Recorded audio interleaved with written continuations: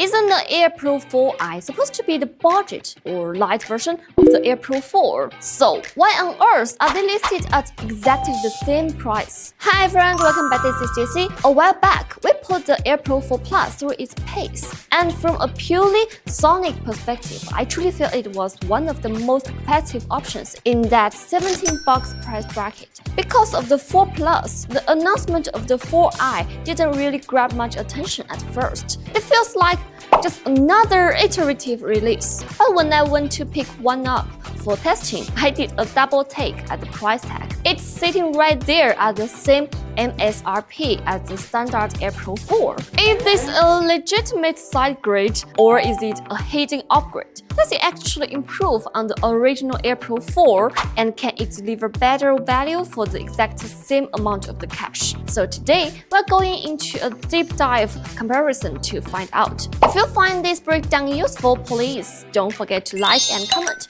and it really means a lot to me. So first things first, if you buy the 4i, you must buy a protective case. I'm dead serious. I bought these buds around the same time. I have already given my original Air Pro 4 to a friend, so I picked up a fresh one along with the 4i to fill out an order. And look at this. The 4i has already turned into a mess. Once fingerprints and skin oils get on this finish, you can't whip them out. It makes the build quality looks incredibly cheap. And it's not like I'm sitting around eating greasy food while wearing this. They've just been sitting in my bag. And they already look like a $20 pair of the Tozos. And I don't mean that as a total insult to Tozo. My NC9 looked exactly the same way. It's just a specific budget vibe that I wasn't expecting here. So if you're the type of the person who hates having to buy an extra silicone sleeve for your buds, you need to be very careful with this finish. And design-wise, the charging case has actually changed quite a bit. It's not just the same old mold being recycled, and you can tell they put some thought into the upgrade. And the 4i case is thicker and narrower than the previous models. However, that redesign comes with a trade-off. The battery capacity has shrunk. The battery life is significantly worse. You can lose about 2 to 3 hours per bud, and the total combined battery life has dropped by about 14 hours. Now, practically speaking, it's still enough for daily use. You aren't going to be consistently panicking about it dying on your commute. But from a purely aesthetic and functional standpoint, the way you grab the buds out of the 4 Plus and the overall visual appeal of the 4 Plus remains superior. And moving to the buds themselves, they've removed the circular ring from the stern. This makes the touch-sensitive area feel a little less precise to find by feel, though it doesn't seem to hurt the actual sensitivity. But I have to talk about the app. The logic here is just backwards. While I was trying to test the difference in touch response between the models, I was frantically tapping the 4i and getting zero reaction. My gut told me something was wrong.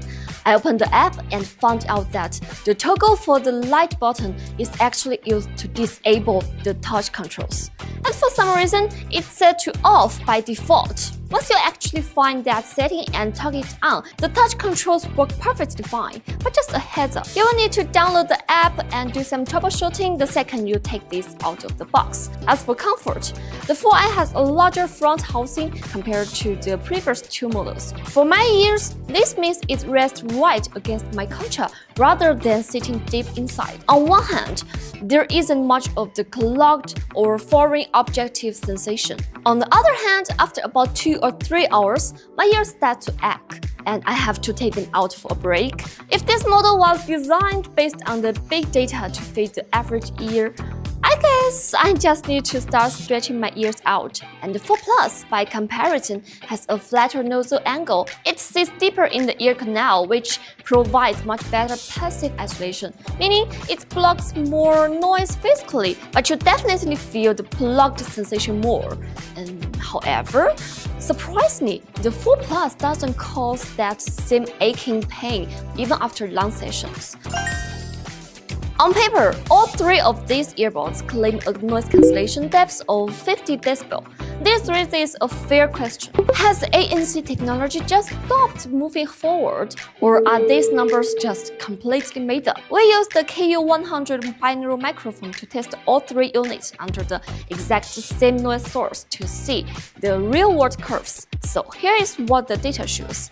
As I've noted in my spec tables before, the original Pro 4 has decent ANC when it first launched, but by today's standards, it's falling behind. It averaged about 25 dB of reduction with a peak of 38 dB. It struggles to handle standard human voices or the sharp clack of the objects colliding. The 4i shows a very clear improvement over the standard 4. Its peak cancellation hits about 42 dB with a much more respectable 30 dB average. However, the 4 Plus is still the clear winner here. Its cancellation bandwidth extends out to about 3 kHz with a peak of 43 dB and an impressive 35 dB average. In real-world use, the 4i is actually enough for most daily scenarios. While I was working in the office, it reduces the sound of my mechanical keyboard to a dull, low-frequency thud.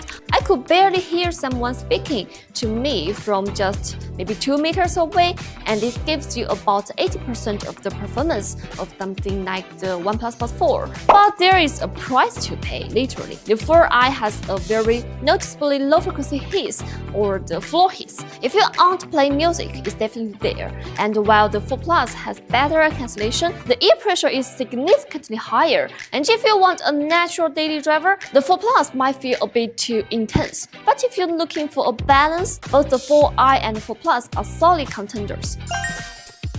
So why is the 4 Plus still $40 more expensive than the 4i? It mostly comes down to the driver configuration and tuning. The 4 Plus uses a hybrid setup, a balanced armature paired with a 10mm high composite diaphragm dynamic driver. The 4 and 4i, however, are strictly single driver setup. So in a single driver configuration, the engineers often have to make a choice. Do you prioritize the bass or the treble? You usually can't have both at perfect.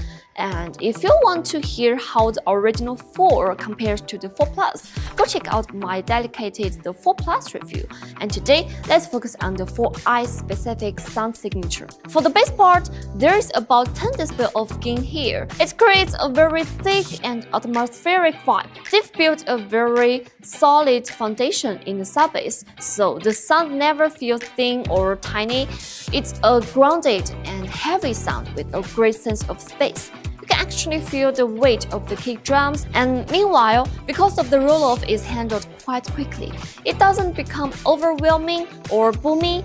It manages to stay clean enough that it doesn't mask the characteristics of the titanium driver material. The separation remains decent. The mid part of the curve is relatively flat and disciplined. The vocals are positioned right in the middle, not too far forward, not too recessed. You don't get that intimacy like the breathing down your neck, but it feels natural. And the downside is the mouth shape of the vocal clarity is a bit blurry, and some fine details are lost, almost like the audio has a beauty filter turned up too high. And it's smooth, but not surgical. The treble is a bit dark. On tracks with heavy electronic elements or the electric guitars, like Taste by 5 Seconds of Summer, the intro sounds noticeably muffled, almost like the band is playing inside a cardboard box. However, for other instruments like the piano or violin, the resolution is surprisingly good. The texture of the strings is actually more detailed than the human vocals, and the roll-off is natural,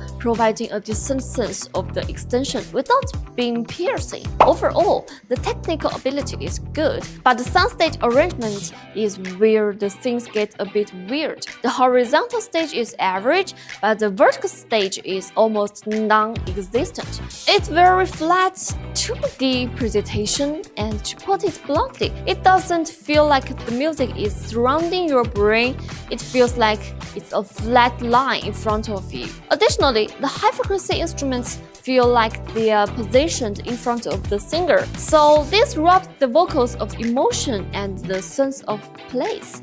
This makes the 4i great for pop music, but not ideal for the vocal-centric or acoustic styles. Everything I just said is based on the ANC being on. That's how I usually test. But with 4i, something interesting happens when you turn the ANC off. It actually fixes the two problems I just mentioned. The vocals move closer to your ear and the live feeling returns, and the overall experience is much better. So this is one of the very few earbuds where I actually recommend disabling the noise cancellation if you want the best possible music experience. So we look at the whole family. The house style is consistent, but the 4 Plus is clearly the brightest of the bunch. Both the 4 and the 4 Plus have more bass quantity than the 4i, and on the standard Air Pro 4, the drums are crunchy but the soundstage is a bit of mess.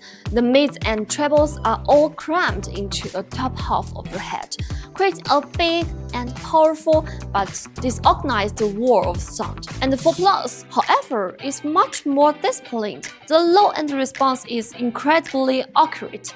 It feels powerful and certain, but it never crosses the line into being too much. The vocal experience is where you really feel that extra $40. On the 4 Plus, the vocals are centered and the imaging is solid. You can pinpoint exactly where the singer is standing, and the tone is neutral, and the sibilance is perfectly controlled. You get that grainy texture of a real human voice without the ear-piercing sound. It feels clinical but emotional at the same time. This is where the balanced amateur driver really earns its keep. The trebles on the 4 Plus are bright, textured, and have great extension. Compared to the original Air Pro 4, the 4 Plus improves on the soundstage, the micro details, and the emotional connection of the music. So, if this step up was that $40 preview, look, the 4i experience isn't bad at all. In the $40 to $50 bracket, it's a rational choice. But if the 4 Plus only offered better sound quality and nothing else, I would have a hard time recommending it at a full $99. In my opinion, the sweet spot for the 4 Plus is still around $70. So, to summarize the 4i, in terms of the battery life, the latency, and even the physical comfort of the mode, it's actually a bit of a downgrade from a flagship specs. However, it offers a massive leap in the sound quality and ANC compared to the older budget models. And it adds the wireless charging. It feels like a product that has learned from the market. Earfun clearly realized that the users care more about the sound and silence than they do about having a 50 hours battery, dropping some secondary specs to focus on what people actually use is. So, in my view, the right move. So now, at the same price point, I think the 4i is a better daily experience than the standard 4. Even though my spec table might give the 4i a lower score, you'll have to remember that most of these points were lost on the fit or the comfort, which is totally subjective. My ears might ache, but yours might be perfectly happy. And as for the battery, even if you want 54 hours of life, you're still going to put the bud back in the case to charge every day, right? It doesn't change your actual habit. And I've included the microphone test recordings from both models at the end of the video. Before you make your final decision, take a listen and see which one handles your calls better. Alright, that's it for today's video. Thank you so much for sticking with me. Hope this video brings you some help. See you next time. Go on, Jessie. Hello guys, this is Jessie testing call quality of the Earfun Air Pro 4 in a quiet room. How do you feel the sound? Is it clear? And this is the call test of the Earfun Air Pro 4 in the Windows. How do you feel the sound? Is it clear? Hello guys, this is Jessie testing call quality of the Earfun Air Pro 4 Plus in the quiet room. How do you feel the sound? Is it clear? And this is Jessie testing call quality of the Earfun Air Pro 4 Plus in the Windows. How do you feel the sound? Is it clear?